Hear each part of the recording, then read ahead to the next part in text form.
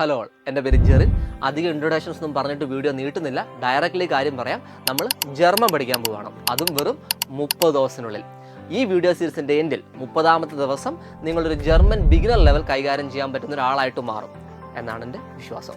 Okay, so ഇപ്പം മുതൽ നമ്മൾ പഠിക്കാൻ പോകുന്നത് ജർമ്മൻ അല്ല, ഇറ്റ്സ് ഡോയിച്ച്. അതായത് മലയാളത്തിന് നമ്മൾ ഏത് ലാംഗ്വേജിലും മലയാളം എന്നാണ് പറയുക. പക്ഷെങ്കിൽ ജർമ്മനിയിൽ ജർമ്മന് തന്നെ മറ്റൊരു പേരുണ്ട്. അവരുടെ ഭാഷയിൽ അത് പറയുക ഡോയിഷ് എന്നാണ്. അതേപോലെ ആ രാജ്യം ജർമ്മനി അല്ല, ഇറ്റ്സ് ഡോയിഷ് ലാൻഡ്.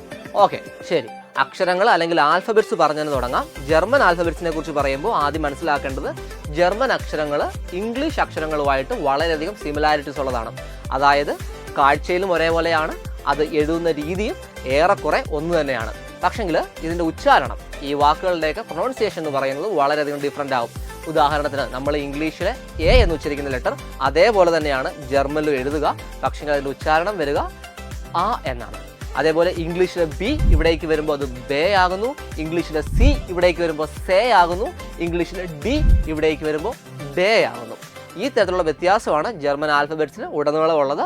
സോ നമുക്ക് മുഴുവനായിട്ട് A to Z German alphabets എങ്ങനെയാണ് പ്രൊനൗൺസ് ചെയ്യുക എന്നുള്ള കാര്യങ്ങൾ നോക്കാം.